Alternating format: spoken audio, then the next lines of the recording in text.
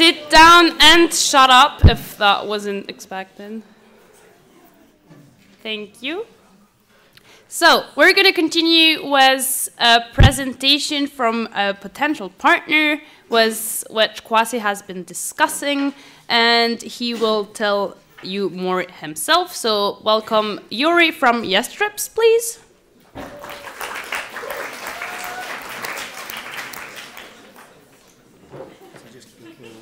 Either this or you can use this thing. That's better. Use this. All right, guys. Thank you guys for having me here. Unfortunately, my voice decided to abandon me yesterday. Didn't go to a party, but still.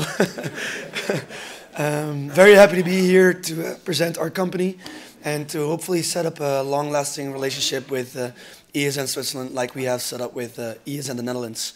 So I'll tell you guys a bit about what we do. I'll just use this. The company is named Yestrips, and what we do is we set up trips to unique events and destinations in Europe. Think about things like Oktoberfest, King's Day, Carnival, St. Patrick's Day, all unique, really cultural events that have lasted for like 100, 200 years, and that everybody should kind of see once in their lives. Now, why is the connection with ESN actually so strong? I started the company myself after a high school exchange in America, where I had a huge bucket list of events that I wanted to see. Of course, Carnival and Rio and all those kind of things were also on there. And when I organized my own trip to Oktoberfest, so many people wanted to join that we were like, okay, there's something here. A few of those people on that trip were exchange students studying in Maastricht. So we got in touch with them, and from the start on, they said, okay, you really have to do this. And they really helped us co-found the company and set up a structure that worked for ESN Maastricht. Why did that structure work so well? Instead of focusing our marketing budget and sales all into actually getting students on, we cooperated with ESN sections in the Netherlands.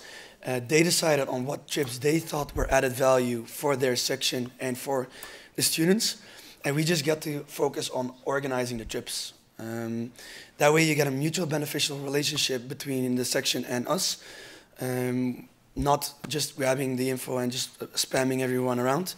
And in the end, the students got an awesome trip that they would remember forever. We started off with just Maastricht, and it took us 2 years to kind of figure out what kind of trips worked. And from there on, we started working with a bunch of local sections. I think in the first year that we started to expand, the 2 sections in Amsterdam joined, and we took almost 250 students to Oktoberfest.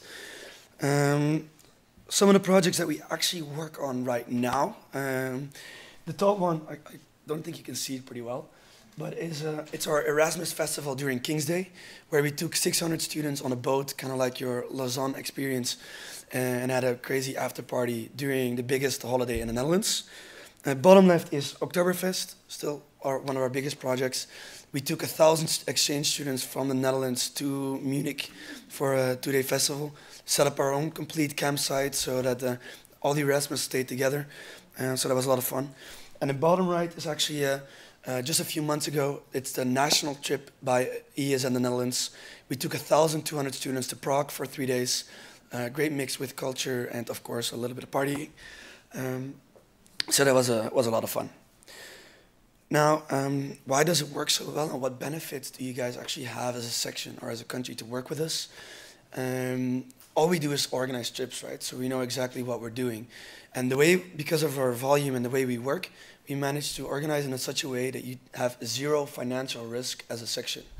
Basically, we just have set dates, set deadlines. We just talk to each other and we set up an amount of students that we think are going.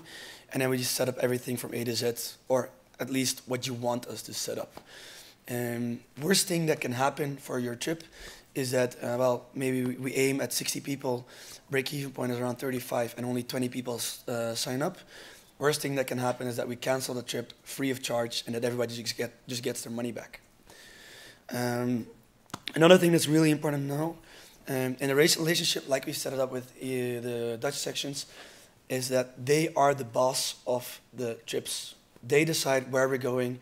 So if they say, no, we're not doing this trip, or we want to do this trip in a different way, then we do it. We just advise them with all our years of experience working on these trips. and we tell them, well, you shouldn't do it like this, but in the end, they are the boss. We also don't see it as a supplier/customer relationship. We really see it as a partnership, where we try to meet together, organize something that lasts and is really great for, in the end, the final customer, the students. And of course, what's really important here is that because in the end it's your trip, we only do the work in the background, and you can see it. If you look at our Facebook page, we only have 2,500 likes, but 6,000 people go on trips with us. It's really ESN in the Netherlands and the local sections that take all the credits, and that's why we need a lot of feedback from them, because, well, if it's your trip, we also want to really know how you want us to organize it. Last but not least, by focusing on the unique events, we try to create something that they will remember forever. You can imagine if you stood on a table at Oktoberfest, that's something you'll probably never forget in your life. Or if you ran away from a bull during the bull runs in Pamplona, you're going to tell your grandchildren about it. So that's really what we try to focus on. Some suggestions that I think are great ones, but again, you guys are the boss, would be Oktoberfest. Everybody knows about it. It's a 180-year tradition. And by actually working together, by setting up a network, you get strength in numbers. So what we do, even for the small sections in the Netherlands, we try to put them together with the bigger sections. So then it really doesn't matter if either 5, 10, 20 people of your small sections signed up. Because you work together, you'll fill up the bus anyway. So I just hypothetically drew a route, on the longest route that I could find, on how that could work. You just pick up one section, drive to the next one, and end up to the final destination. Some other trips that I would highly recommend is King's Day. You probably already received an invitation by ESN in the Netherlands. We set up a huge campsite for anybody in ESN Europe to actually join us for the biggest party in the Netherlands. And of course, King's Day itself is the party. We have 2 days afterwards where we can actually focus on the cultural part, do the city tours, show you a bit of Amsterdam. Another one that I would always recommend is Carnival. You guys have Basel Carnival, and I'm not 100% sure if you guys do anything with it. But for instance, what we do with the Dutch sections in the Netherlands, Carnival only is in the south of the Netherlands. So we took every ESN section from the upper part to ESN Maastricht to have a big party together and to actually explain the cultural aspect of it. Just to give you guys an example how our contract works with the Netherlands, but what I want to stress is that it's always custom made, also per local section and on a national level.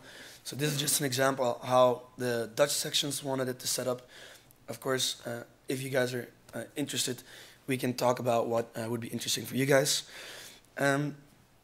What do we give ESN Netherlands? For every local section that we work with, we give them a flat fee. We have certain rules on when a cooperation is official, and that ranges from when is it official with a small section and when is it official with a big section. Works really well. When we do a national trip, we just have a ticket price, and in that ticket price is a commission for ESN Netherlands, and whatever they do with it, we couldn't care less. They usually just distribute it during MPs and subsidies, and I know that during the Prague trip, or at least last semester, I think the bill was around 8,000 euros just for ESN in the Netherlands, and then that was distributed to the local sections.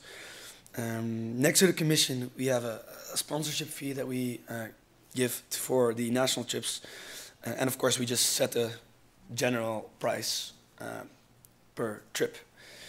Again, this is how it works for the national level. We also have contracts on local levels, and also that is really personalized. Every section has different needs, different rules with the universities, so we're really, really flexible in that regard, and are open to any ideas or discussions you would have. So a big part of this is, of course, the questions. And I'll be here in the evening and during dinner as well if there's any questions you don't want to ask publicly. So you also have my contact details if you want to ask questions after the MP. So that was it. It's all up to you guys.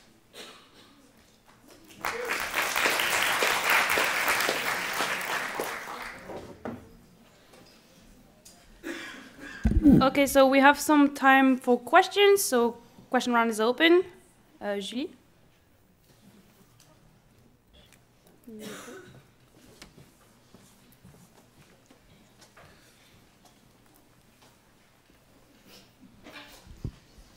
Hi, Julie, ESN Neuchâtel.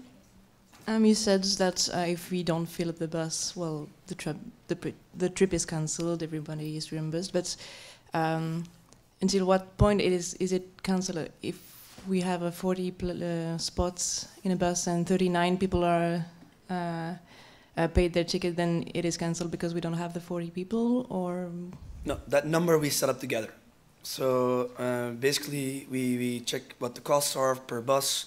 We do trips for groups where they aim for 30, and then the minimum amount of participants is around 15 to 20. But the most cost-efficient amount of people is around 60. So that's usually what we try to aim for, and then we try to set it up in such a way that around 30, 35 is the minimum amount of participants. And we have actually covered, let's say there's a section who reaches 32 or 33. We have actually covered those extra numbers in the past, because we really just want to show people what we can do. And if we notice there's a long-term partners have had these situations, we really at that point are willing to say, forget about it, we'll just cover those extra 2 people. It really just becomes a problem. I think ESN Amsterdam once did this. They wanted a trip to London, 60 people. Now, visa-wise, London is an issue. They aimed for 60 people. They had 10 people signed up. So you can imagine that's a bit much to cover. And I think that was the only trip we had cancelled in the last 6 years. Mika?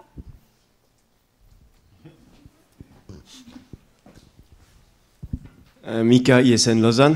First of all, thank you very much for coming here. It was nice to hear that you work with ESN sections actually and everything. My question is, how do you actually do for the sign-up registration? Is it the local sections who do it themselves and then they transmit to you, or do we have a system for this? That depends on what they prefer. We recommend them a system, and actually the system that we recommend them is a national partner of ESN in the Netherlands as well.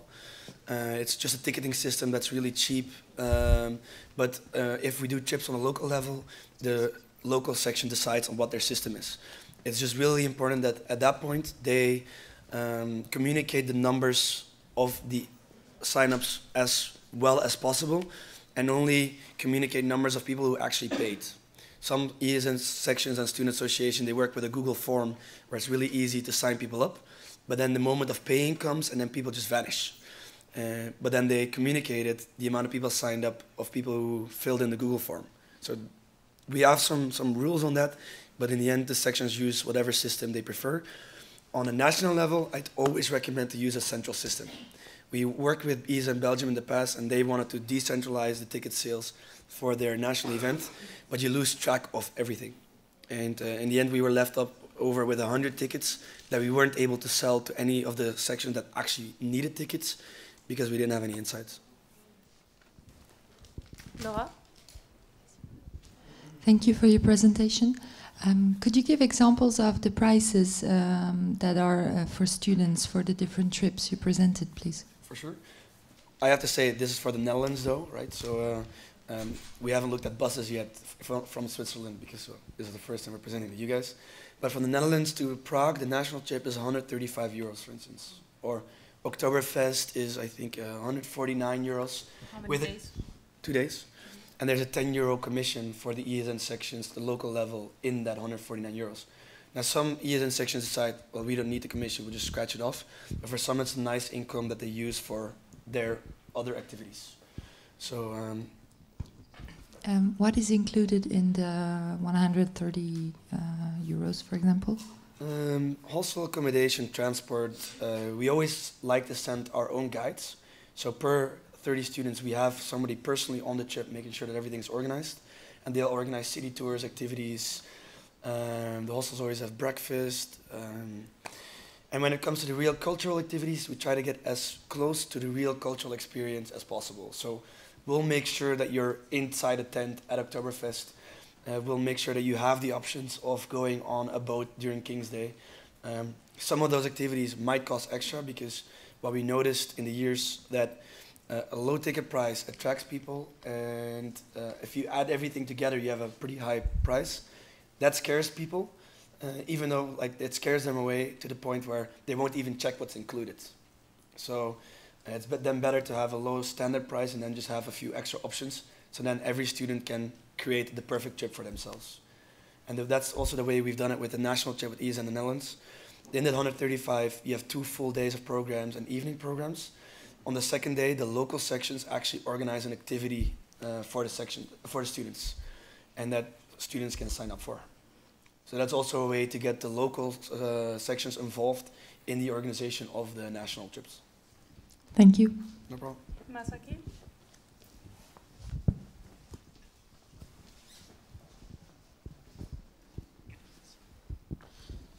Hello, Masaki, ESN Geneva. I have actually a few questions, but it's going to be really quick. I'm sorry about that. So first, is there thresholds of minimal participants? If we have a small section, for example, and we can only sign up 10 to 15 people, is that even possible, or is there like minimum 60, something like that? We can get creative in that aspect. That's always a bit of a puzzle. We do groups of 16, 20, but as mentioned, the most cost-efficient way, especially if you're going abroad, is around 60 people, because that's one bus. Our biggest advice is at that point, and that's what we do with the Netherlands, is to get a small section with a bigger section together on a trip. Just to give you an example, you have ESN Diemen, which is a section of like 30 members. They go on all the trips with ESN Amsterdam, and then you just sign up 5 people. And then we just pick them up on the way. That way, as a small section, you still have the best possible price, and you don't have to worry about the small amount of participants that you would have. Okay, perfect, thank you. And if we, for example, we sign up partnerships or some kinds, would it be still possible for us to organize our own trips? Because regarding to grants, it's actually better for us to organize some trips within our association only. We actually recommend that, and we help out in that sense a lot as well. What you notice is that we really want to focus on the unique events, and on request we do a lot of city trips because well, most ESN members are volunteers and they're already very swamped with the work they have. But some sections really like to organize one trip per semester themselves. Absolutely fine. We even help out if they need some help or share our volume contracts. To give you an example, ESN Amsterdam does one trip every semester themselves. Last year they went to Berlin. We just signed up the club that we have where we always get free entrance instead of having to pay. And we just offered to that for free to them just to help them out. We're here really to help you guys out. So if you want to do your own trips, just let us know where you're going and we might have a few suggestions on things to do and some volume deals that we already have. The travel industry really is about the amount of people that you bring somewhere is also the amount of benefits that you can get. So we really want to share those. Okay, thank you very much. Last. Okay, I'm sorry. Yeah, okay, I'm gonna take that one. If there's an activity, for example, a tour guide of a city tour of another city or something like that, and the guy who showed the city doesn't show up, that can happen, of course. Who will actually take the responsibility if there is one activity that is not done?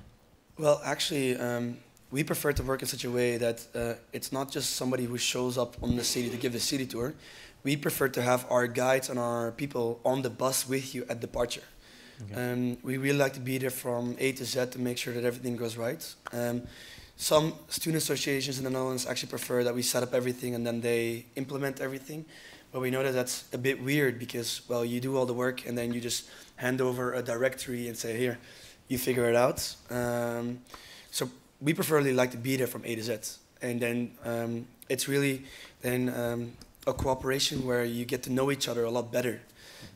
You get to know the Yes Trips guide, and the Yes Trips guides get to know the students, and then it's no longer the commercial company sitting in Amsterdam organizing everything. We're really there to make sure that you guys have fun. The only challenging thing, of course, we don't have any of those in Switzerland yet. That's something we'd have to recruit if you guys are open for a cooperation. To add to that, actually a lot of old ESN board members actually come and become tour guides with us. Then we just give them the training sessions, we actually prepare them for the trips, and then they implement it. No problem. Okay, I have Theo on the speakers list. Does anyone want to be added, or otherwise I suggest to close the speakers list? No objections, speakers list is closed. Theo? No. I'll keep it short then. Just a comment from my side and then a question. The way I see this partnership, I think it could give an option to our sections to somewhat outsource events which go outside of Switzerland, because we don't currently offer that very often. And in addition, we might even make some money or be able to give money back to our local members or invest it for events in Switzerland on the side. That said, what I'd like you to elaborate on, maybe, we already talked about that outside, but maybe it's good to be fully transparent with everyone. Could you perhaps elaborate on the key differences on what made your partnership with Belgium not as successful, but your partnership with the Netherlands very successful? Because the reality is they had a little bit of a unsuccessful partnership with Belgium, but a very, very successful partnership with Netherlands. I think it's good if everybody hears kind of like the key differences. Yeah. So with Belgium, we actually did the trip twice. They had a national trip to Amsterdam for 600, 800 people. Now what we did is, we technically did the same thing as with the Netherlands. So we presented our progress and the things that we're organizing every step of the way. Now where in the Netherlands, they created a commission that we sit with every 2 weeks. And they really, well, every time we explain our progress, they give us feedback. Because in the end, it's the ESN the Netherlands trip. The difference was with ESN Belgium is we organized everything and presented our progress. We only had one meeting with ESN Belgium where they gave feedback. And might be a bit harsh, but the person was playing Pokemon Go halfway through the meeting. So we never really got any feedback. And the result was that there were a few unsatisfied responses on what we organized. But if you don't give any feedback in the progress, we can't prepare the things that you actually want. On the other side, what also happened is that we actually make sure that we take zero financial risk if we keep to the deadlines. So most hostels, they have, especially if you bring big volumes, they'll agree to a cancellation deadline of 2-3 weeks beforehand, which is pretty safe. So what we do at the Netherlands is the trip is on the 17th of November. We have the ticket sale on the 1st of October, which is almost 5 weeks beforehand. So even if ESN in the Netherlands sells 0 tickets, €0 is lost. We also centralize that ticket sale. So the way that works is it's just nationally done. The sections have time to promote it. If the sections don't promote it, their students won't have a ticket on time. ESN Belgium wanted to decentralize that and have the local sections just order an amount of tickets and then sell that via their own systems.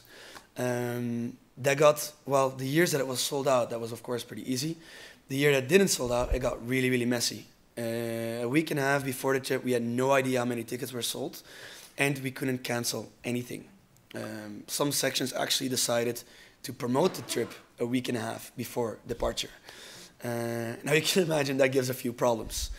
So in that sense, that's, I think, the 2 main reasons why it went wrong in ESN Belgium, and they decided to actually skip the event. So we're very, very open about that, and if you guys have any more questions, we're more than happy to elaborate. And then, because of course, definitely the first year, that was the first time we did an event that size, we made quite a few mistakes as well, and we'll definitely transparent in those. But yeah. No. Hope that was satisfactory in that story. Do you think it's possible if Switzerland doesn't have a committee like that still to work as efficiently as As long as you then at least read and provide feedback, as in the reason why the communication with ESN Netherlands is so intense is that they worked with an external company before that, and that trip was a huge disaster. That's why they were like, okay, we can't have this happen again. We gotta make sure that we're on top of this.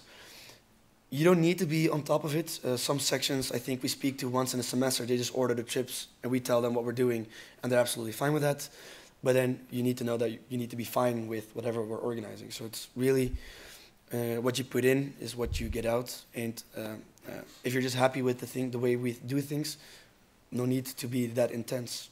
If you just want to make sure that it's exactly the way you want it, then you're going to have to give us a bit more feedback. Okay, thank you very much. We're going to have an informal vote tomorrow about this potential partnership. So you, the sections, are going to have to decide if you want Kwasi to go forward with this or not. So you still have time until tomorrow to ask questions, to get more information, so don't hesitate. And we continue now. Thank you, Yuri. And we continue now with the national coordinator's update. Delphine?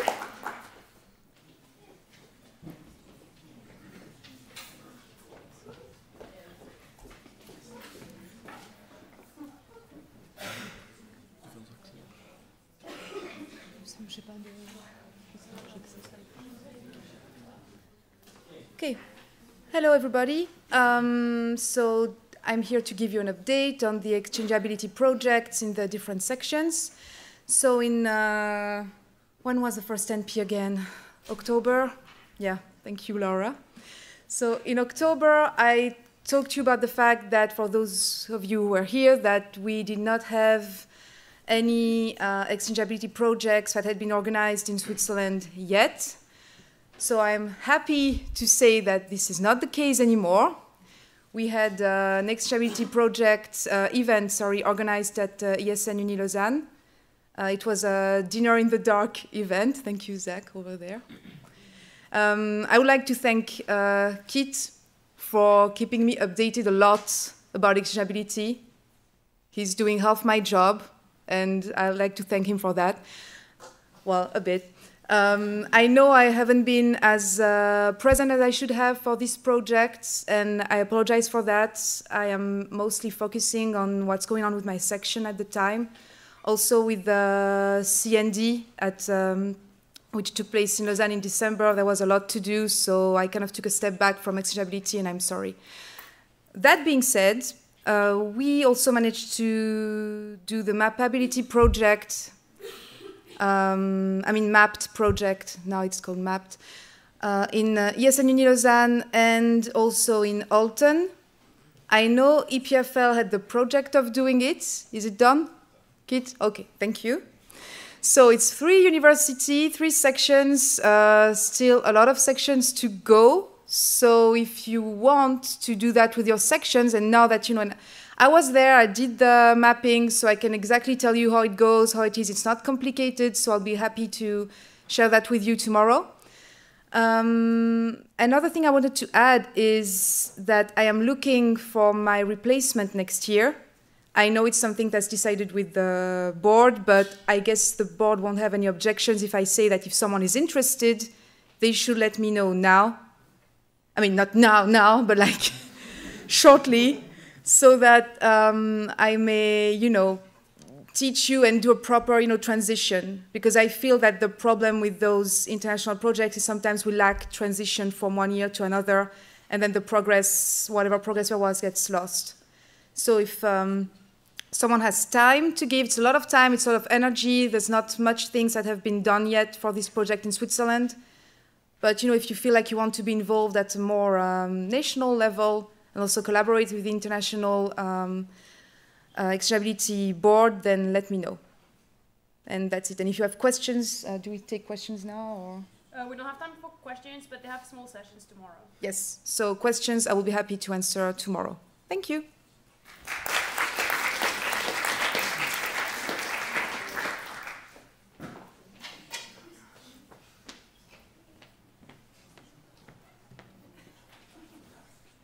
Okay, social Erasmus. What is social Erasmus? It's the international project that involves young citizens during their mobility experience through volunteering. Maybe you heard of it. We have 8 causes: animals, disasters, discrimination, education, environment, health, poverty, and violence. Why social Erasmus? I think we got a lot of resources in ESN, right? We got manpower, money, some of us, and knowledge, soft skills, and it would be a shame if we'd only use it for parties and fun trips, and we could at least make a bit of a change, leave our mark.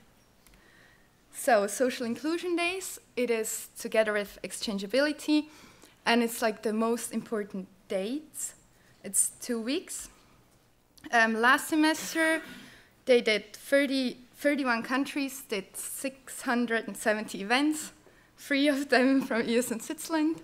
I hope this semester it's going to be more, 15,000 participants, and it's going to be from the 16th of April until the 29th of April. And it would be really great if you could do events, especially during these days. What did we do last semester? Thank you, Emil. They did 3 events: Football with Migrants, Ribbons for World AIDS Day, and Cultural Cafe. Then we had the National Movember campaign, where we raised awareness for men's health, for example, with weekly Facebook posts. And we also had a Movember page to collect money. And thanks to Theo and Françoise, mostly, we collected 570 francs, which I think is a lot, yeah. So, next semester, it's not a big dream, but it would be great if every section could do one event, one Social Erasmus event next semester. I heard from most sections that they're planning something, which would be really cool. How to reach these goals, just quickly. First, get inspired. You can get information on the activities website and on the Google Drive, Social Erasmus Switzerland. On the website, you can sign up with your Galaxy account and check all the previous events. And in the Google Drive, you find a lot of ideas and documents. Then plan your event, brand your event. On the wiki, you find all the materials for that. And they're also on Social Erasmus Google Drive, like the logos and so on. Then it's really important to register the events. Usually you do that online, but you can just fill out the Google form, which I created, and I just do it for you. And it's not only important to get fame or something, it's also because of knowledge transfer, so other sections can check how you did it, what you did, and so on. So please don't forget to do this. Here are all the links. I'll put the presentation on the group so you can check them. Then we also have a Facebook group, Social Erasmus Switzerland. It'd be great if you join there. Yeah, and the last thing I want to say, it doesn't have to be too complicated. Maybe you already do Social Erasmus events and you don't know about it. For example, in Bern we do the Language Cafe, which actually counts as Social Erasmus, so check that. You can change an event you do every semester. For example, if you do a movie night, just play a movie against discrimination or something. Then join an event that's already organized, like in German part, I don't know if it's in the French part as well, there's this 1 Million Sterne. It's like an event, you can just do an event, ESN, I don't know, Freiburg goes to, and join it. And the most important thing, Social Erasmus is not only about events, but also about inclusion. That's what the workshop is going to be about, by the way. And yes. Are you ready to leave your mark? Thank you.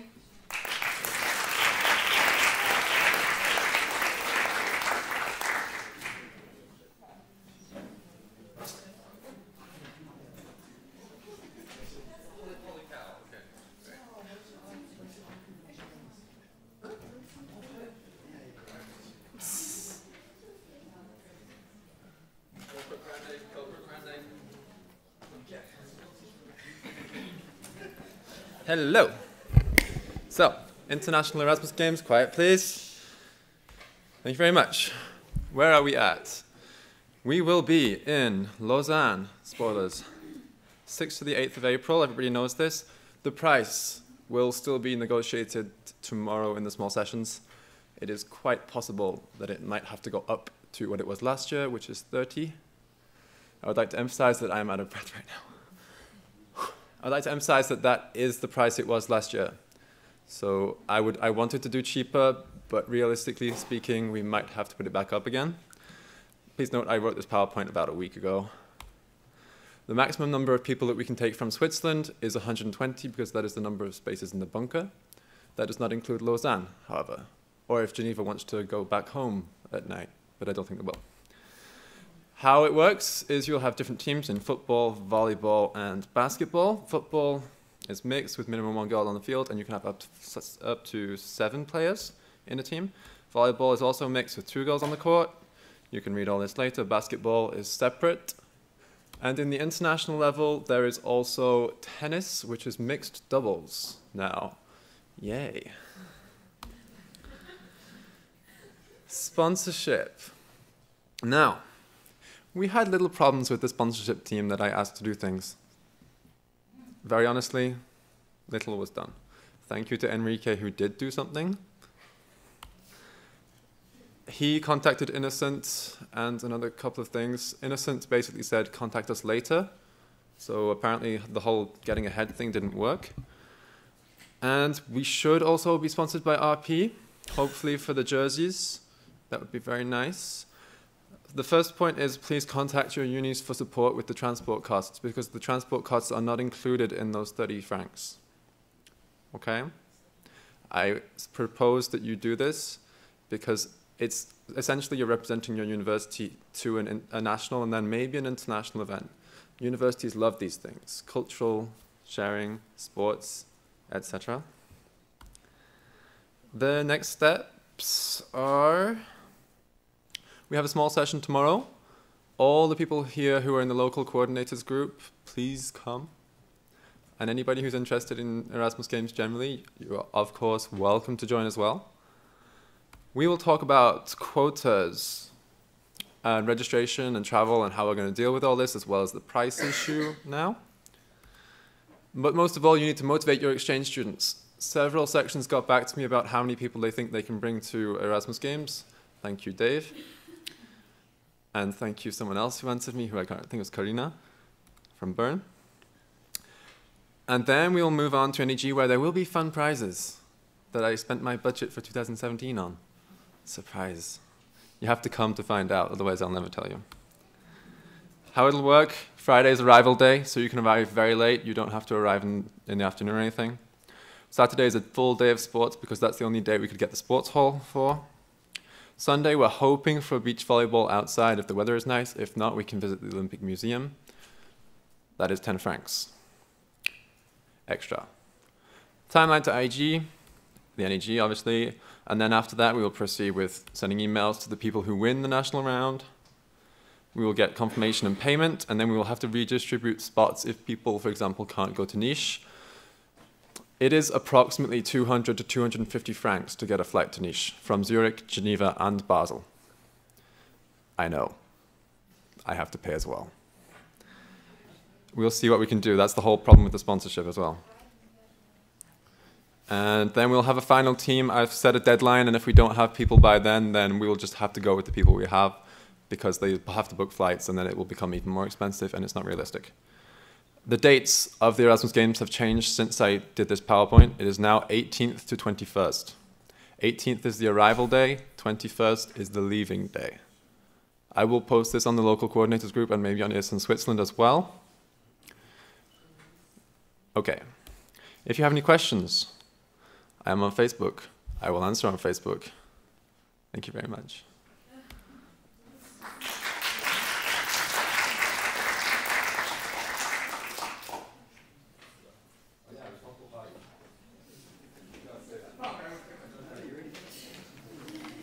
Okay. Good. Hi, everyone. I think I should start by saying that I'm not actually the national coordinator. Laura Hanner is. Some of you know her, some of you don't. You can look her up on Facebook. She can't be here, unfortunately, today, so she asked me to do the presentation for her, so please bear with me. I'm going to try to do my best. So she's a national coordinator for the project Move in Europe. Now, what is Move in Europe? She's put in a few slides about that. Is it working? Yes, it's working. So we are the first generation that can freely travel and learn from any other culture. I mean, every one of us has experienced it one way or another. And along with supporting international students, we also pursue another important mission, which is promoting mobility itself. So why do we do that? I don't like these slides. Sorry, Laura.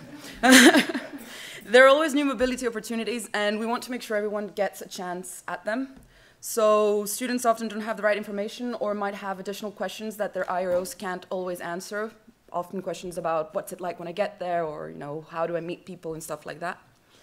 So this is an opportunity for us to share our knowledge. We are at the very base of the mobility, and we're amongst the most knowledgeable people to consult. So why not take advantage of that? And I mean, our motto is students helping students, so it can't get clearer than that. And one of our major advantages is that we do it face-to-face. So we work on a face-to-face level by being in direct contact both with local and exchange students. And they can have questions on the learning agreement or financing, and these are things we can also answer for them. So why not use that knowledge? And I mean, let's not ignore the fact that we're the biggest network in Europe for students. And so we should not only want to, but technically we can give the advice they're asking for. Mobility is a lifestyle. Okay, I think that's pretty self-explanatory. Those of you who have been on exchange can attest to that, most probably. We believe that, I'm tired. We believe that mobility should be accessible to everyone and that diverse opportunities can fit every single young person. I mean, which is true in the end. This stems from the belief that mobility is instrumental for the future of Europe. Sorry, I'm just reading, it sucks. What have we done so far in ME? There's been an ME coordinator meeting in Sarajevo. Laura has done 3.5 section visits. She really wants to do more, so if you are interested for her to come to your section, please just let her know. We did the flag parade at the last NP. CMD had a mobility fair, which was really cool because we got all the countries, most of the countries represented. She's had several Skype calls on the international level. She ordered material, which I'll show you, and as a communication manager, I think it's really cool. And she worked in the event guide, which will be launched at AGM. And she's also held several ME workshops. So she's always looking for more people. So if you're interested, do come to the small session tomorrow, which I actually prepared this time, so I should be more prepared to give. And come and see what can be done, which is really cool. And that's the promo material we've got. I actually have it here, so if you come to the small session, you can see it tomorrow. And I can give you out cool stickers too. The Move in Europe guide will be released at AGM, so look out for it if you're interested. And last but not least, very important, there will be a mobility training day, which will happen at Laura's place, which she just got and looks amazing. She's put 2 dates. Personally, she says she prefers the 21st. Also, it's a free event. We'll probably have something like shared meal and something like that. So join us if you want to take part in that. Questions will be answered tomorrow at the small session.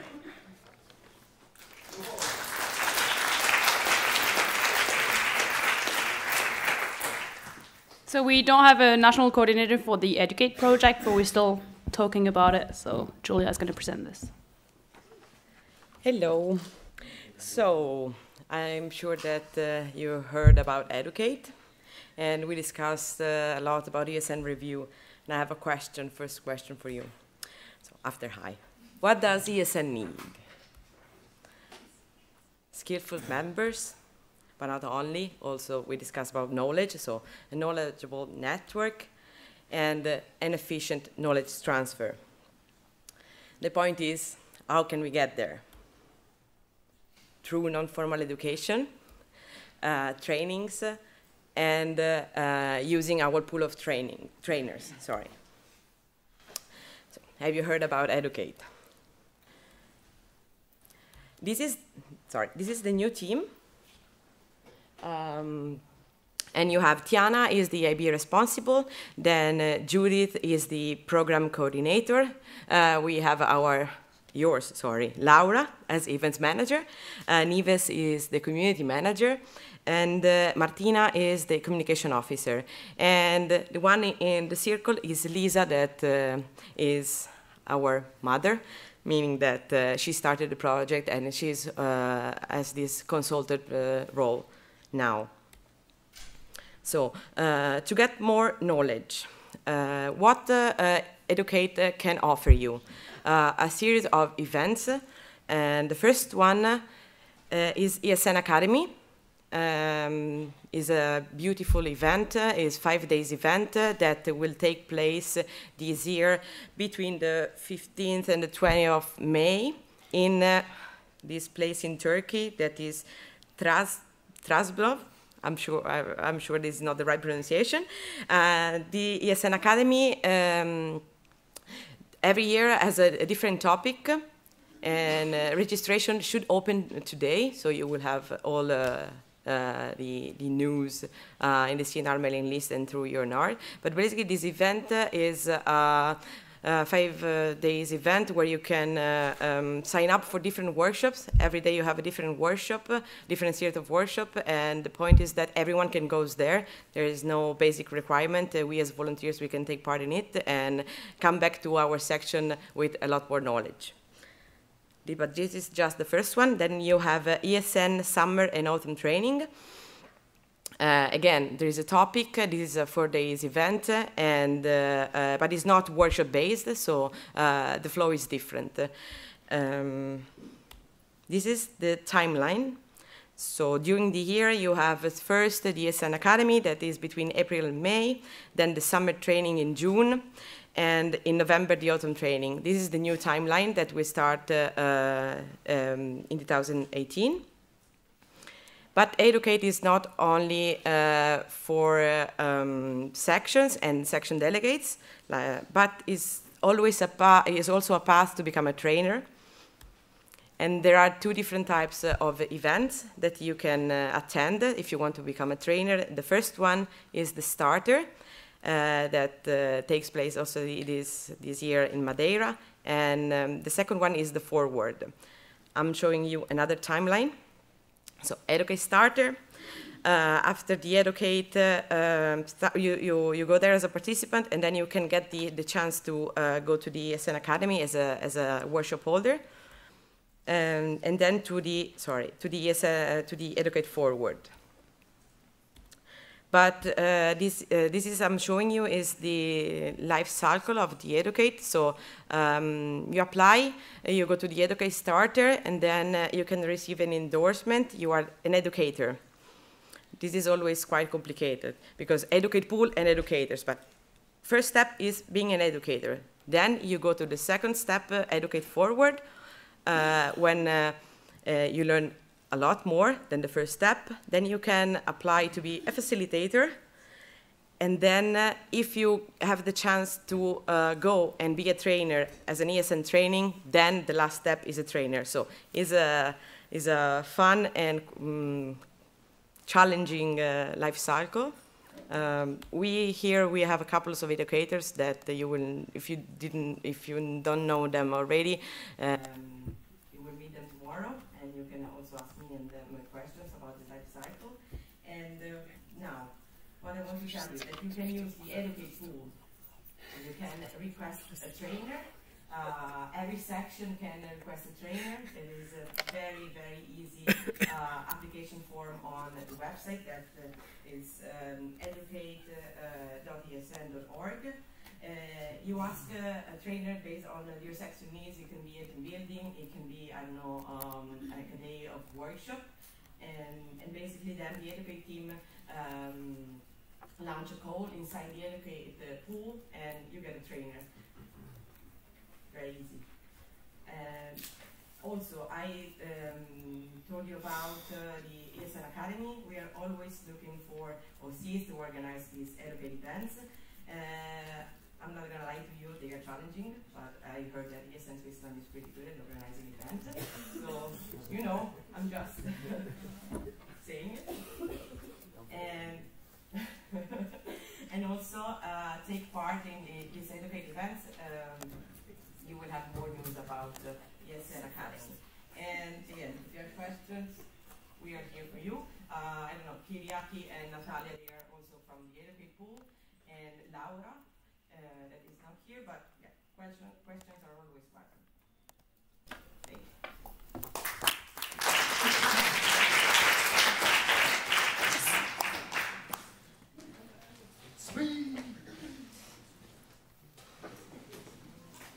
Hello. So I have to be fast. I heard that I have to rush, so I will rush. Yeah, perfect. So I'm going to talk a bit about health in ESN and explain you why it is important to talk about it. except that it is a new cause of ESN. Spoiler alert for tomorrow. Okay, if I make you think about exchange students, I guess you're thinking about many things, but maybe you are thinking about this, that, also this maybe, which can conduct to that too. Another important point, maybe, sometimes, depends, that can conduct also to that sometimes. I don't know if you agree with me or not. And I'm sure if you make you think about this NP, you can find yourself in some of those pictures. Yes, no, maybe, I don't know. We'll see tonight, probably. The point of this is to make you understand that health is definitely part of your life, I'm sure, but also of your life in ESN, right? Yes, no, I don't know. I just see tired faces in front of me. That's great. Anyway, it's been such a long, kind of a long time that we are working on health. Who knows about this? Who already implemented this in their section? Okay, few people. 1/4 of the people that were saying. It's responsible party, just to be quick, it's not the point of this presentation, is to promote responsible way of partying. That's why it's called responsible party, right? Especially on alcohol and the way of consuming alcohol. This is for example, something that is health way of thinking about events we are organizing for exchange students.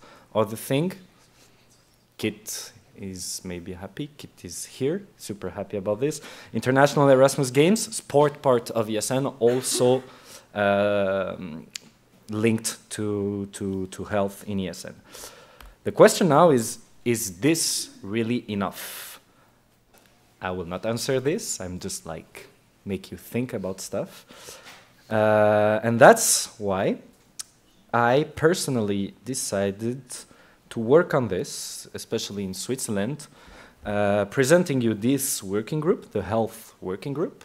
And the point of this is to think about all the questions I just asked you now, how health is important for exchange students and for you as ESNers. Maybe you don't agree with me, it's perfectly okay, but I guess some people in this room agree with the fact that health is really important in our life and in our ESN life. The point of this health working group would be to first maybe target some important health issues in ESN and in exchange life. Think about guidelines, best practices, having kind of a look of what sections are doing for health in their local stuff.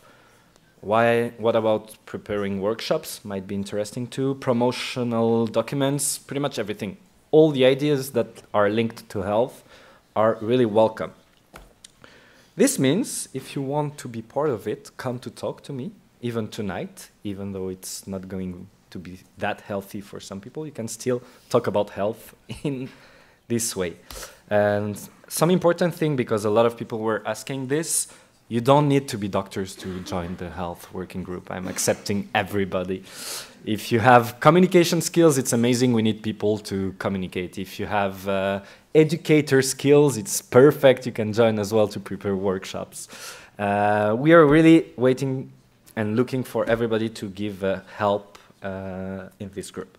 But also something very important, be a health representative. I know we are here to party also with the Erasmus and everything, but there are many things that we can do. And especially we are representing something. We are representing the youth people in Europe, and I guess it's very important for us to show that we are also a bit, how to say it, responsible in the way we act and we face health. So promote it, promote health in your section. This is the main message of this presentation.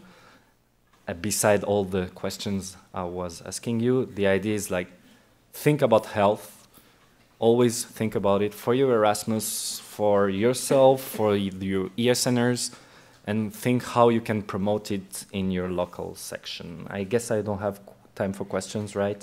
Perfect. This is not against you, sorry. That was kind of aggressive, it's not, don't worry. You can always send me an email if you want to. You can talk to me later on, tonight, tomorrow, whenever you want. Just come and talk. We can talk about health. And I finished, 5 minutes.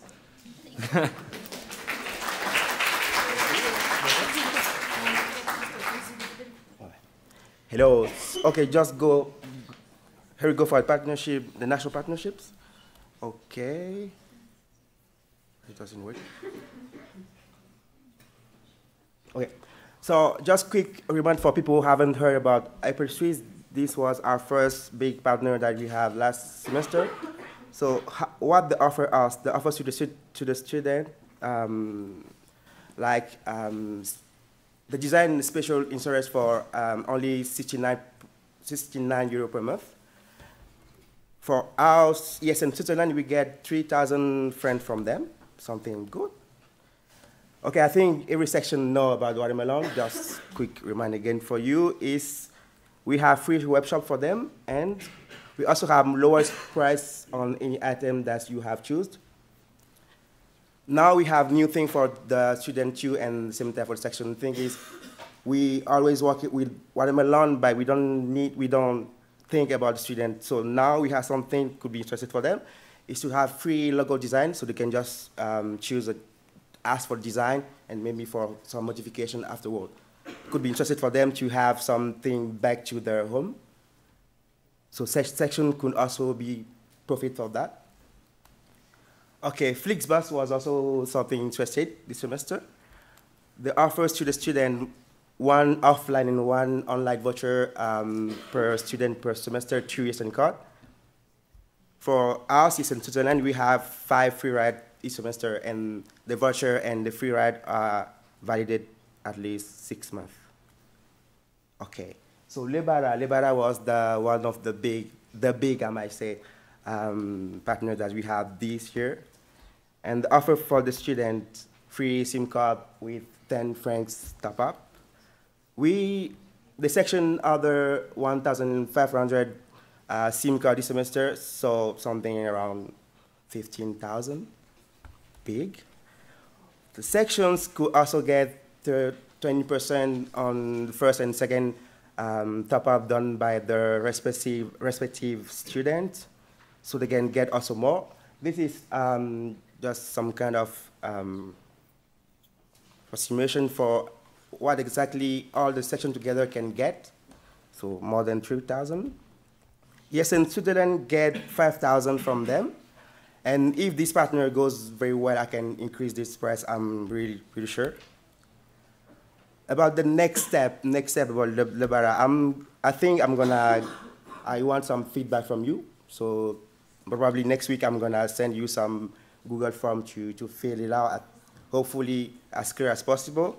And with this, I'm gonna set up some meetings with Lebara. The first one gonna be next week. We're gonna talk about how to distribute well the SIM card to you sections, how to communicate well to the student, and maybe have better way as compared to this semester. And also set up new way or the best way to activate the card. I think the current one that we have seems to be fine, but we need to improve it. The other thing is also to get the NB body, so your NB body section, to get involved in this partner. Maybe just help you, motivating you, could help sometimes. Okay, we're gonna also move on ESN card. So next semester, all the benefit given by Lebara will be attended by ESN card. There will also be some additional offers if these partners go well. And Lebara will be at NP3, so they will present their offer and some in more details. And if you have questions, as ES3 this time, you can just have them to ask. And yeah. So the current partner I'm working with actually is Swiss Youth Hostel. So they offer us 50% discount for our NPs. We have free meeting room, and the communication will be the same as the other partners, go through social media and probably by email. I will give you some more information about that pretty soon.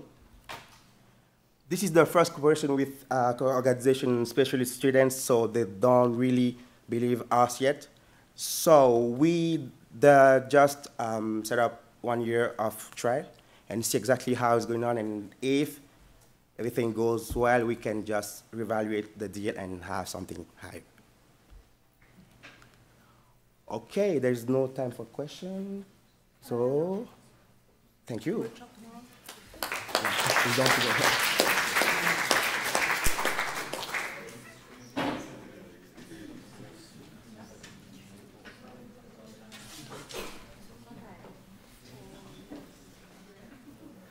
Hello, everyone.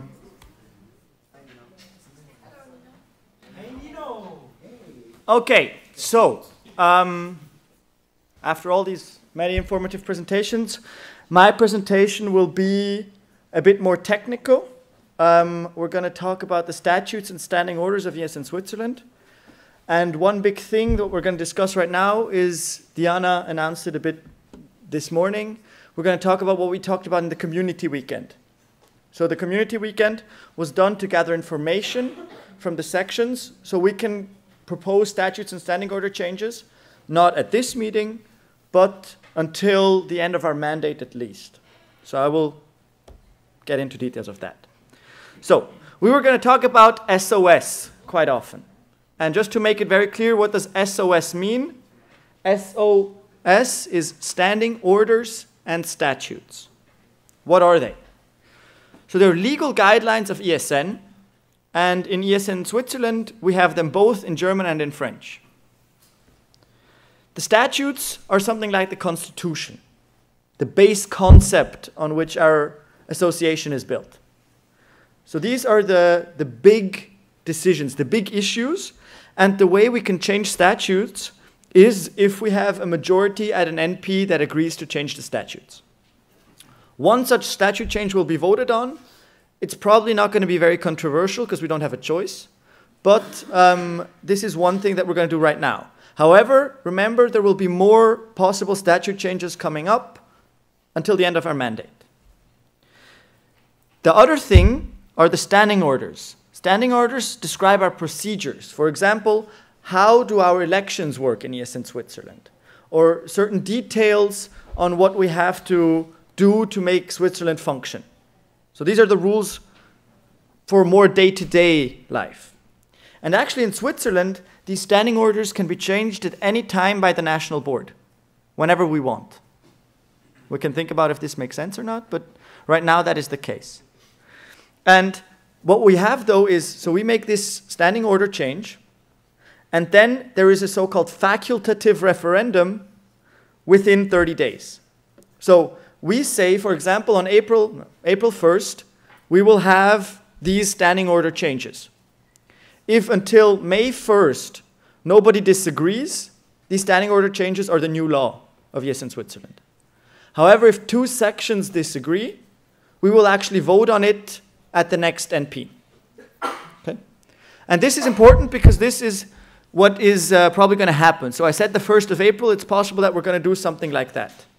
Because we would like to have standing order changes that are already in effect by the next NP. Because we would like to change certain things about how we elect the national board. I will go into that in detail. So, what am I going to talk about in this presentation? Firstly, I'm going to talk about changes that have to do with what is happening in ESN International. So, during the last annual general meeting, so annual general meeting 2017, which happened in Germany, in Berlin, the membership fee for ESN International has been raised. Sophie talked about that previously. So instead of paying 60 euros for each section has to now pay more money. In Switzerland, since we're the highest GDP level, each section has to pay 120 euros to ESN International each year. What happens in Switzerland is the national board collects this money from you and then sends it all together to ESN International at once, making life easier basically for most everybody.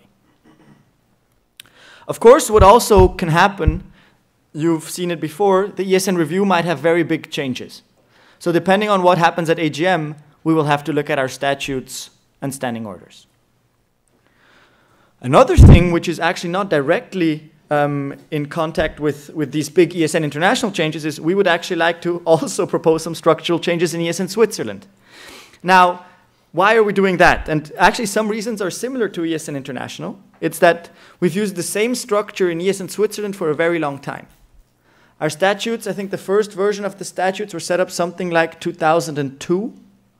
And since then, it has been mainly like changing of names, or like Julia talked about this. So Julia, the alumni coordinator who did the Kahoot quiz, like we had the president's meeting, then we called it a Council of Local Representatives, then we called it an NP, now we have a new thing called community meeting, community weekend. I mean, these kind of things is just smaller changes, but it's not big structural changes.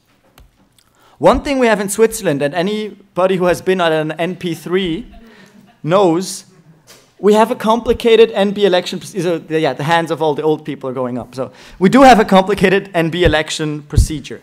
Now, this is not necessarily bad. And we kind of managed to explain it to everyone during the third NP. And we will have to do it again for the third NP, wherever it may be. And this would benefit of at least clarification. So we've talked about this during the Community Weekend 2.0, so actually last weekend. We had some ideas which we've proposed. We've talked about them amongst the board, and we've also consulted some other people, amongst them Julia as the alumni coordinator, to have their inputs and what they think. Now, before I'm going to get into all the details, I want to give you a quick timeline. So, when will we vote on what? During NP2 Geneva. So right now, what you will see is we will adapt the membership fee to the new reality. So as I said before, the AGM last year has decided to raise it. Now in our country, we have to make our statutes in accordance to what we have to pay. Then, after the AGM, there's enough to do until the AGM, but once the AGM is done, between the NP2 and NP3, so let's say the 1st of April or something like that, maybe we need a little bit more time, the National Board will propose standing order changes for our election procedures. What they're going to be about, as I'm going to talk about later. And so they would come into effect before the NP3. That's the idea. And just as a reminder, the sections, if they disagree, you can say, hey, we would actually like to vote on that at the beginning of NP3. We don't like what you did. So this is why we have a little bit of time now, so we can discuss it. And if you say you don't want to change it. To be honest, we feel like the standing order changes we will propose are not very controversial. This is what we have seen during the community weekend. There might be more controversial topics that we will bring up, but that will be discussed at NP3, because they don't have to be ready and in place for NP3. They can be in place for the next year. And at the NP3, we have other possible structural changes we will look at, such as an advisory board. We've talked about that previously. I'm not going to go into detail on that yet. Having more requirements for our sections. So for example, that a section, if it doesn't attend 3 NPs in a row, at the 4th NP, we would have to discuss about it with all the sections that are still there. What is going on with the section? Why are they never showing up? Right now, we don't have such rules in ESN Switzerland. And maybe there will be some immediately necessary changes after the ESN review is implemented. So we might do that. I mean, if the ESN review happens, there's going to be a whole year of discussions about statutes.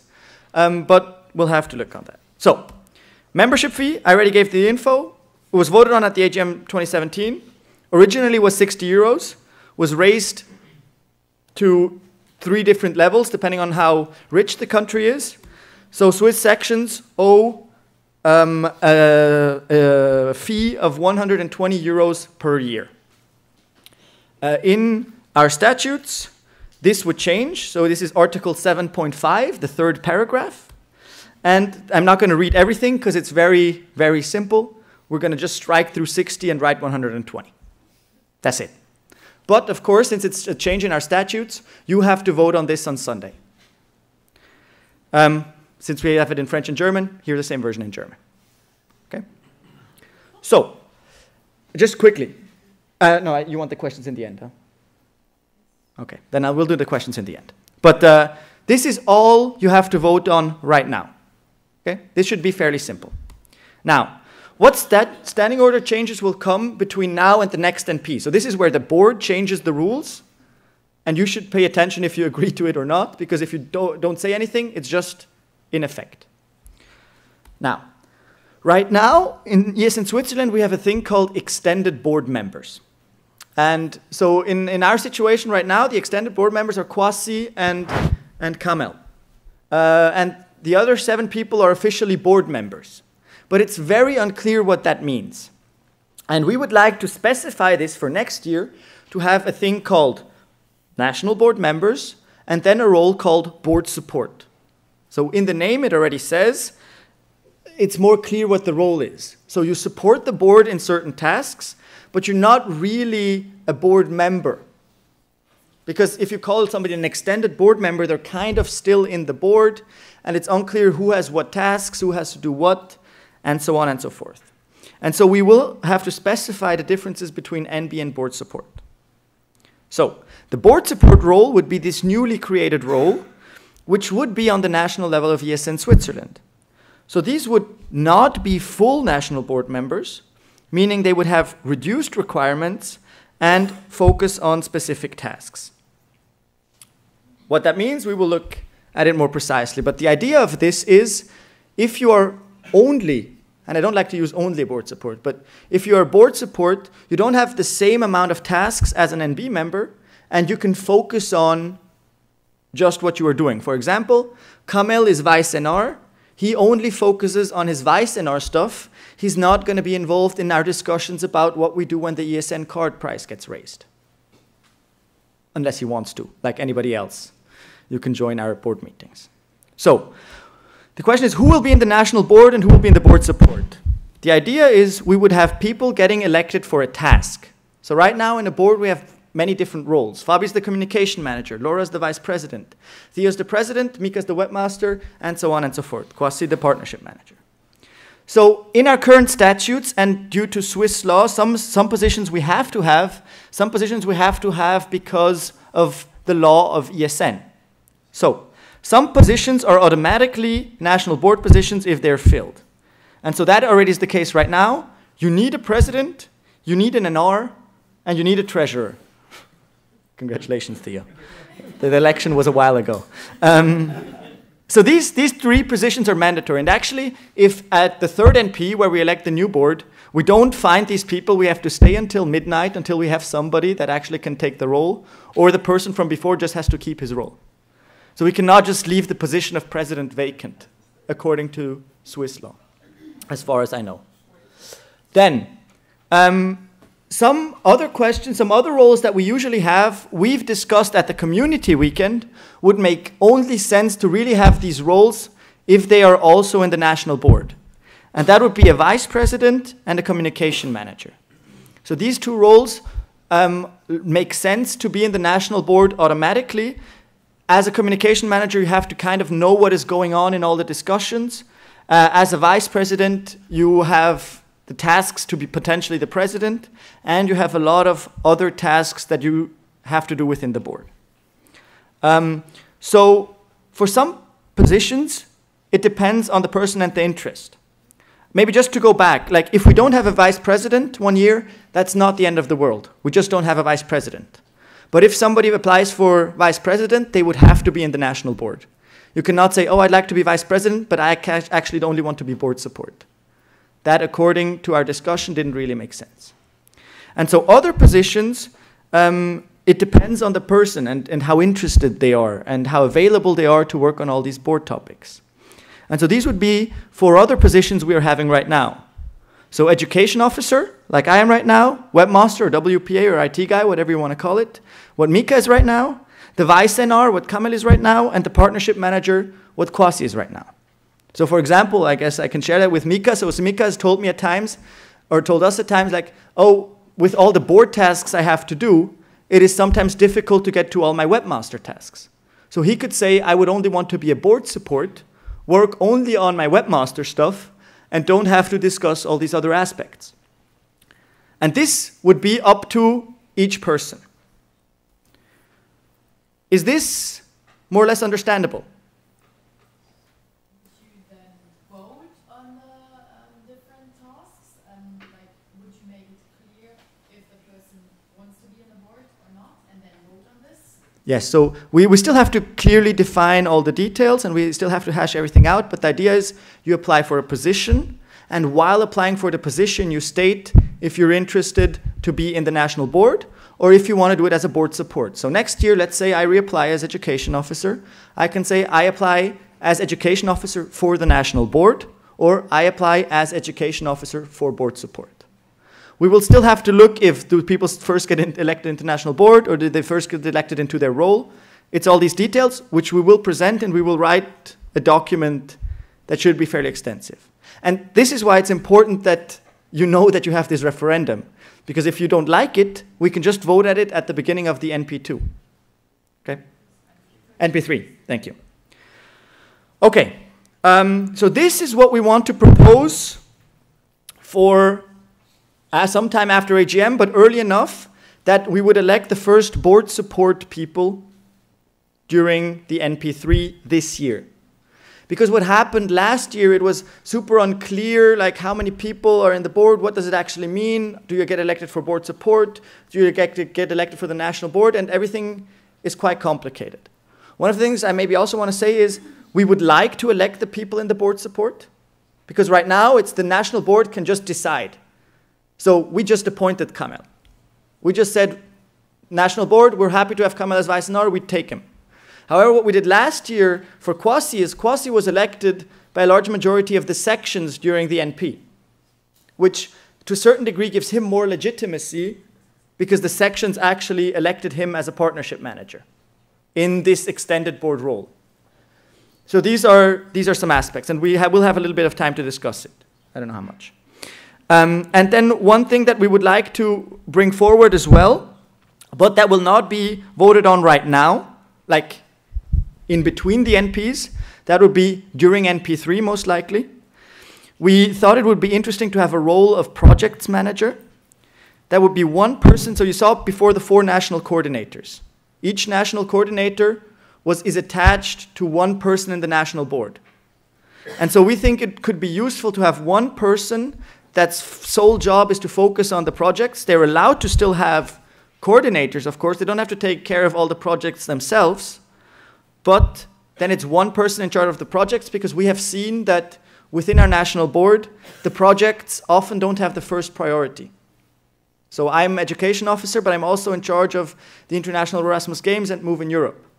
And many things, I mean, I trust Kit that he will do a great job, but then I just let Kit do. And I don't give him the support, well, not always, but mostly. And I don't give him the support that he deserves to a certain degree. And so I think, and we as a board thought it would make sense to have this project manager role. We think this would make more sense to be a board support role. So somebody could potentially apply as project manager for board support this NP3. I cannot go into too much detail, and it's already a bit late, but if you have questions, either ask them now or also throughout. One other point we would actually really like and think is really important is to create an advisory board. So an advisory board would be, for now, most likely, we can still change that a bit, but 3 experienced ESNers, with one of them automatically being the coordinator of the alumni. Currently, that is Julia, and Julia didn't hate the idea, so that's a good start. And you'd have these 3 experienced ESNers, and the 2 other ones, so not the alumni coordinator, they would be elected at the NP in autumn, so the first NP of the next school year. So this would be NP in, let's say, October 2018. And the job of these 3 people would be to challenge and to support the national board with their expertise. So ideally, these are people that know what is going on in ESN, possibly former national board members, possibly experience on the international level, But also it can be people that were in their sections for a very long time. You don't have to have been in the national board, but that's still to be defined. And one of the things we feel which would be very useful this advisory board could do would be help the NB in the election process. I said at the beginning, the election process at NP3 is quite complicated and there's a lot of weird things. I'm not going to go into details right now. We can maybe if we have time. We don't have time. Minus 6 minutes for questions. It's not only your fault, but...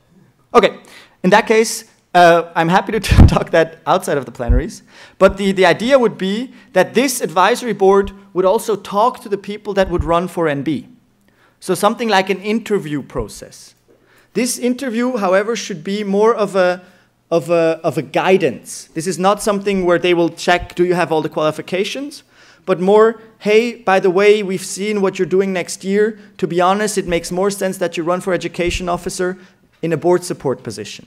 Or, you know what, you should actually be a full board, apply for full board member. Or something like, are you sure you want to apply for president? Wouldn't it be better that you apply for this role? Something like that.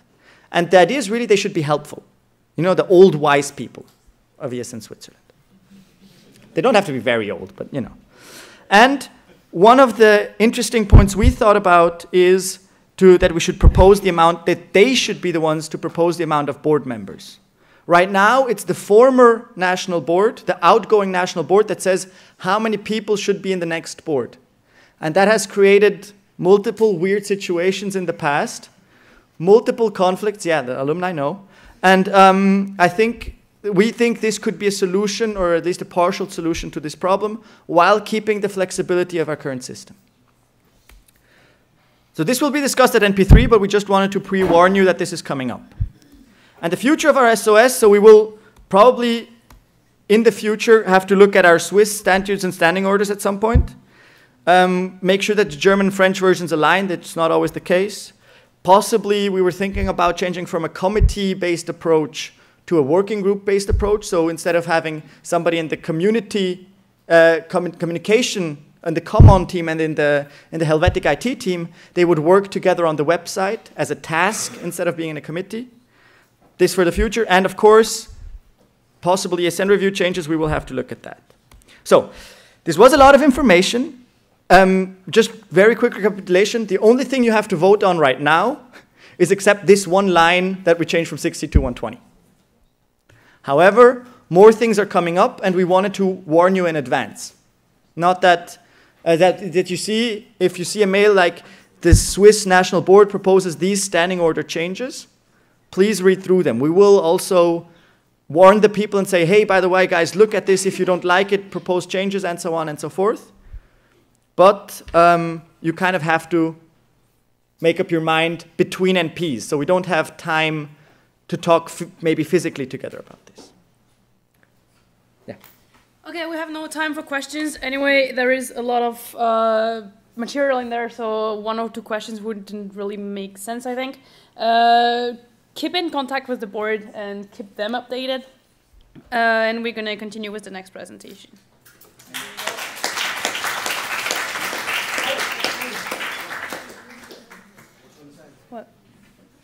What? Can I? Very quickly. 1 minute. Okay, so while we're talking about statutes and standing orders, the AGM is coming up, and until now, we've just realized this. And this is why we've been outside discussing. We only have the statutes and standing order propositions for this AGM in English. However, they have to be in French when we vote on them. And so it would make sense if we have people that could translate these things in the next 2 weeks. So people that have a lot of time, we will look on it. Kit will have some inputs possibly on that. The document for all the statutes and standing orders changes is 91 pages long. It is not 91 pages of translation. I've estimated it at about 35 pages. Yeah, okay. Which apparently takes a professional translator about a week to translate. We have 2 weeks. If there are several people, it is doable and it needs to be done. I have spoken to Tiana, the Vice President, and I have told her I will do as much as I can. I would like to not work alone, please. Yeah, so we will look at this if you can. Just think about it. I wanted to mention it because, I mean, it's unfortunate that this comes up right now, but if we have people that have an availability to translate. Yeah, it's Belgian law, because if we vote on Belgian law, it has to be in French, because English statutes have no validity for Belgian law. Just think about it. Come talk to Kit. Come talk to me if you can. If you have time and can translate.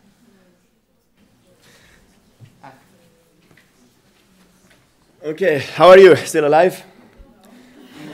Just small break. I will set up my timer because if I'm on time, I can get some chocolate. Apparently.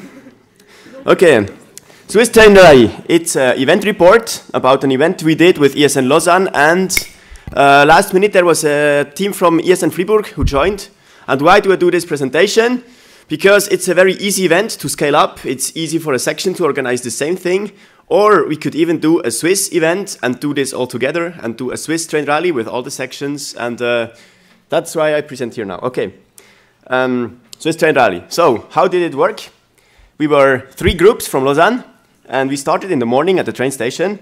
And every group had around 15 people. And they had a secret goal to go, but they didn't know. So we just gave them a city and at what time the train leaves from the platform. And they started, like one group went to Sion, one other group went to Fribourg. And in the city, they had 2 hours of time to solve a quest or something, or to find some specific place, and do funny group pictures. That's what we did in some statue they didn't find, actually, so they made their own statue, things like that. And then they continued, second city, third city. Like Bern, for instance, with the funny group pictures. Yeah, there was a reward and points you could earn for the funniest pictures and for the things you could find. So the people were really motivated.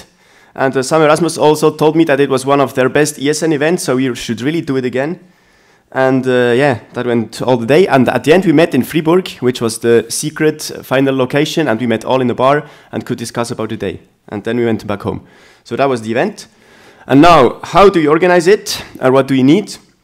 Basically, it's very easy because we have a deal with the Federal Train Company. Maybe you know about it.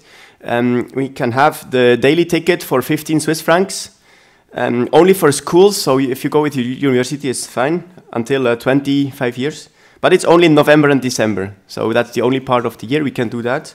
And you have to reserve all the tracks. So somebody has to organize. You cannot just go wherever you want. Somebody has to organize the tracks, and then you're fine to go on this time. And then the group size is minimum 10 people. So maybe you should put sections together if you don't get 10 people. But easily for 15 francs to visit different cities, you will easily find 10 people to form a group.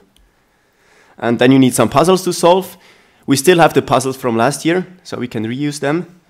And you need a secret final location if we all want to meet up. Maybe if you are 100 person, it's going to get difficult to find a bar for that in a city. But we're going to find it. So, join the 2018 edition. If you're motivated, approach me. Or approach also Ian or Stefania, if you know them from ESN IPFL, who were also involved in this. Probably November 2018, maybe 1 week after or before the Lucerne weekend. And why not doing it with different sections and meet? Ce bâtiment va être fermé dans quelques instants. Oh. Nous vous prions de bien vouloir sortir. Okay. Seuls les membres du personnel peuvent rester dans le bâtiment après sa fermeture. Merci et bonne soirée. Okay, guys, please stay seated. Please put your seatbelt. Okay. And even if you could have sections, ESN sections in their own city organizing games would be very funny. Yeah. Va être fermé dans quelques instants. Thank you very much. Bien vouloir sortir. Seuls les membres du personnel peuvent rester dans le bâtiment après sa fermeture. Merci et bonne soirée. Bonne soirée. Okay, almost finished. So we need an OC. Approach me or write to this email address I put here, and we can set up maybe Skype calls and talk about it and how we're going to do it. And that was it. Thank you also my team for organizing it that year. Thanks.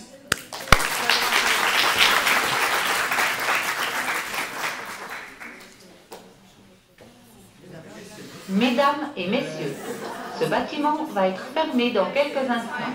Nous vous prions de bien vouloir sortir. Seuls les membres du personnel peuvent rester dans le bâtiment après sa fermeture. Merci et bonne soirée. Okay, guys, so I'm gonna be quick.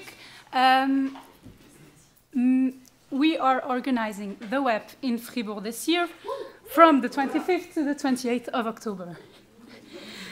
And first of all, what is the web?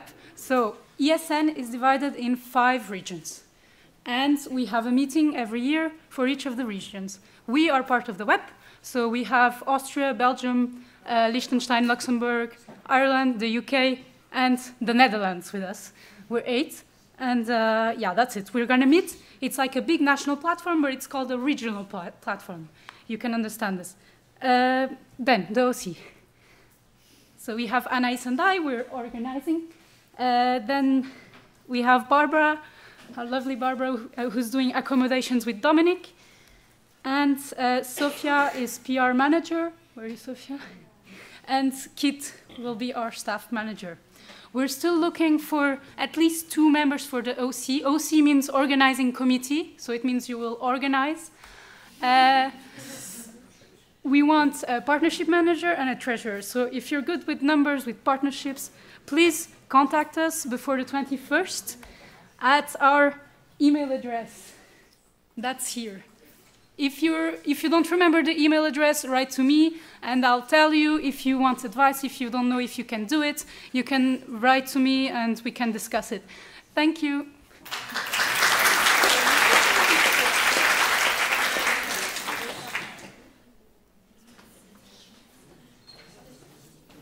Okay, me again.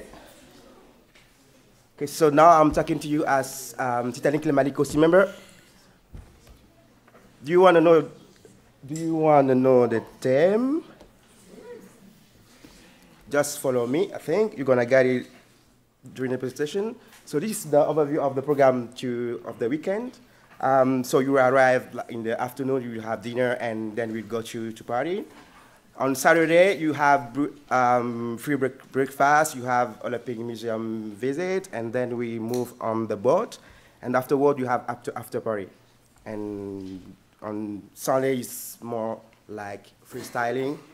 You have breakfast, and then you go to Lausanne City, you visit the cathedral, or make a city tour. Okay, so for the accommodation and price, you have, only for the boat party, you have 40 francs, the same as previous years.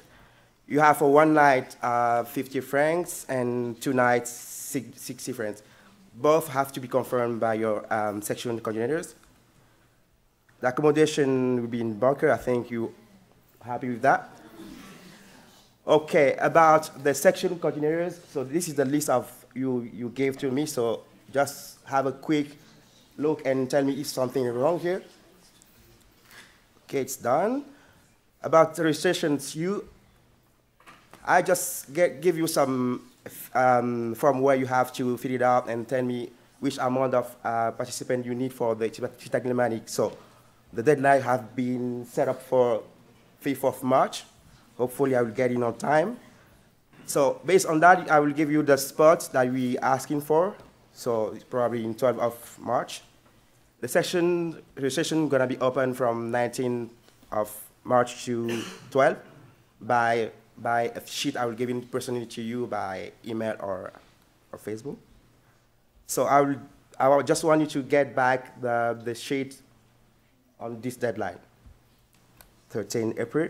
So there will be guidelines for you, so don't worry about that. You will have the templates to promote Titanic Lemani to your social media. You also have to create a Facebook group to sell your ticket and for the weekend. There will be some banners, especially for the theme, and you have to use it for your Facebook event. We will also give you the video link from previous year edition that you can use for promotion. And also, we just recommend you to share our event fan page, Titanic Lemani. We just recommend you, again, to keep the theme secret until 3rd of April, where it's going to be the kickoff. We invite you all to join us to make a party together. And the communication will go through to your session coordinators. We just set up a Facebook group and email where we will communicate together, so fine. For any complaint, just go to them and I will get your complaint. So The time is... Oops. Thank you.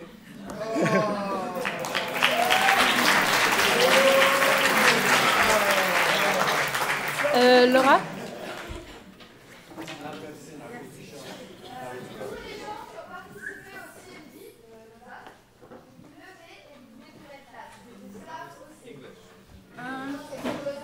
And please, for the Swiss staff, come on that side. Swiss staff on that side, Lausanne staff on this side. Thank you. But Lausanne is Suisse. Je veux juste une petite annonce de bosser. En gros, à quelle heure on part et on va bien déguiser. Swiss staff? Swiss staff? We only have Diana who's here? No one else? Where's No Barbara? other Swiss staff? No other Swiss staff? Where's Barbara? I saw Barbara earlier. Where is she? Okay. Well, then you can say. Laura, tu veux toi bien? Ok. Vincent? Il est où? Where is Vincent? Tu veux faire toi ou? Okay. So basically, we just again wanted to express our thanks for you guys, the OC, the staff, but also the Swiss staffs for the participation and what you've done. It was incredible. It would have never been able for you. And Laura made homemade glasses for the Swiss staffs, but well, Diana is only here, so I'm gonna give you give. And Theo, oh yeah, and Theo's.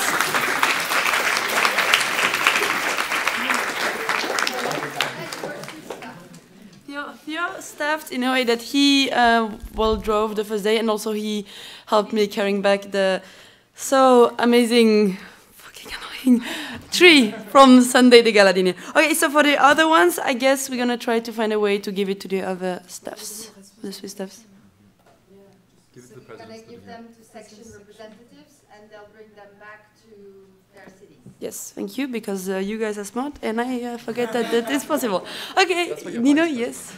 I'm fine with that. These are all people that helped organizing an event. So if you want to apply for NP3, you are going to get a lot of people interested in ESN, and you're not going to be the only ones anymore at these meetings of your section. Hashtag apply for NP3.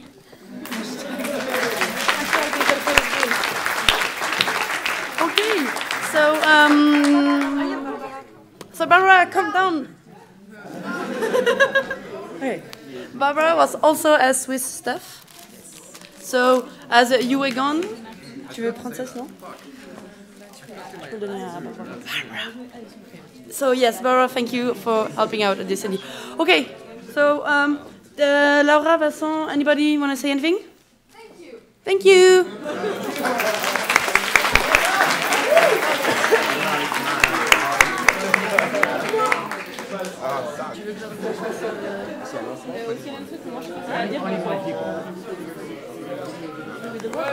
There were 21 people from CND here at the next end. Yes, yeah.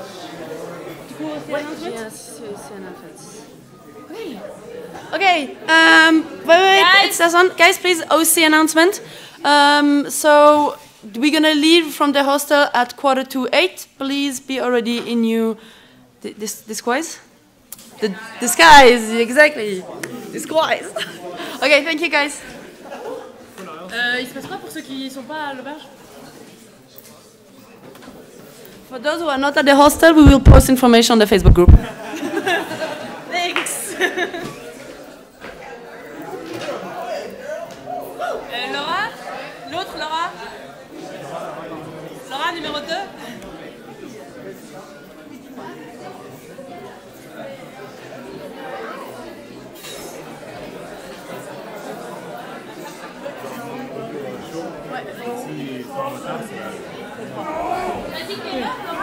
Okay, guys, 7:45 and be on time, otherwise the food will be cold and it's not nice also, because we have booked the place. Yeah, 7:45. Yeah. Can I do the OC announcement? Everyone, OC announcement. Sorry about that.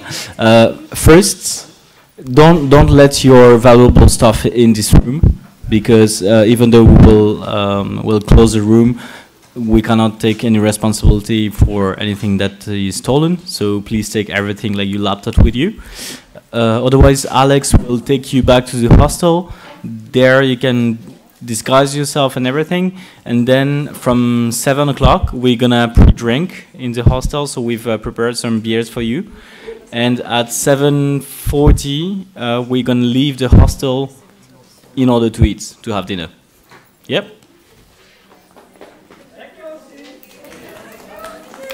Thank you. The voting device. Yeah, you can come here with your voting device. Ok, vas-y, mets la musique alors. On va d'abord au hostel et après on va Mambo. C'est là où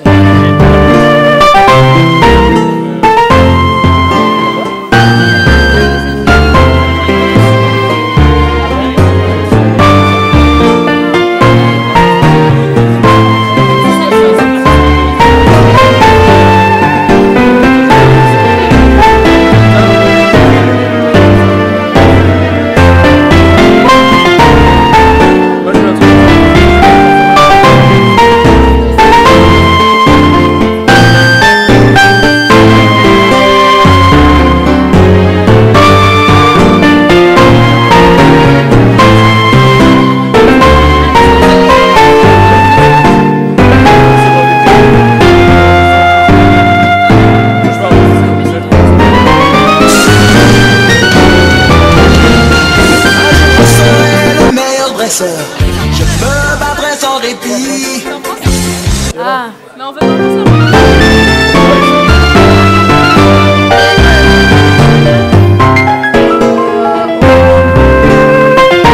Voilà.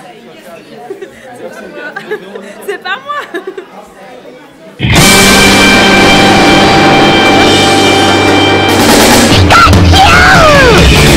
I wanna be the very best, like no one ever was.